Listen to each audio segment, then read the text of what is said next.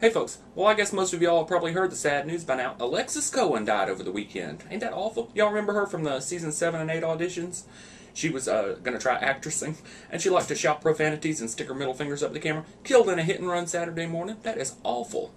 I feel so bad for her mom and her cats. She lived in a studio apartment with her mom and her 2 cats and dog. But apparently they arrested the guy that did it, though.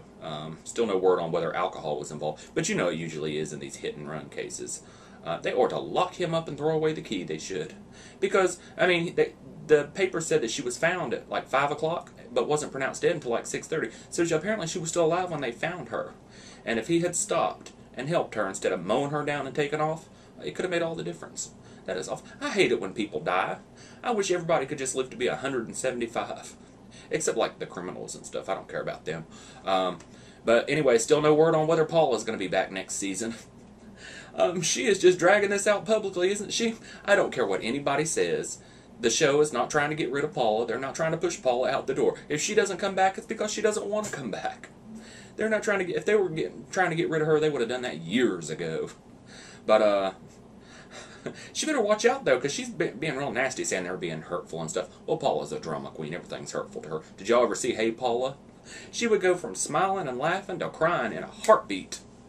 So she's pretty much a drama queen, but she better watch out because she might get herself Suzanne Summered. That might be what she's going for, though, because it seems like the people that leave with these big dramatic exits in the middle of a show, they always end up more famous than the people that actually stick with the show. I mean, look at Shannon Doherty. She's more famous than them other girls from 90210. And Farrah Fawcett, she ended up more famous than Kate Jackson and that other one. And she was only on 1 season of Charlie's Angels. Suzanne Summers, I mean, Suzanne Summers is making bukus of money doing whatever the hell it is Suzanne Summers is doing these days. Meanwhile, Joyce DeWitt spending her waning years drinking and driving like an idiot. Shame on you, Joyce DeWitt.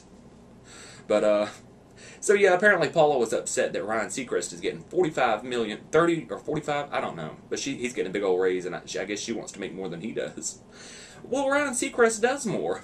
He has to do a script and everything else. I mean, she wanted $20 million, and they offered her $10 million. Shit, $20 million? I'd sit there and get shit-faced and flirt with Simon Cowell for a fraction of that. I sure would. But so apparently she's dropped her offer down to $12 million now, and they're still not biting, which leads me to believe that it's got something to do. It's not all about money. But probably the terms of her contract they're not agreeing with. Maybe she wants a short-term contract, which they're not going to sign her to a short-term contract. That's why they toggle these contracts. You know, Paula's was up last season, Simon's is up this season, Randy's the next season. They don't want everybody to jump ship at the same time. So they're not going to sign her to a short-term contract, or she might want to be able to judge another show, and which they are not going to send her off to the competition. Of course they're not going to do that.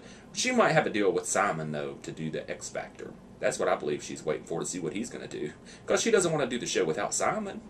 But, I think Ryan Seacrest deserves more money than the judges, though. He does so much more.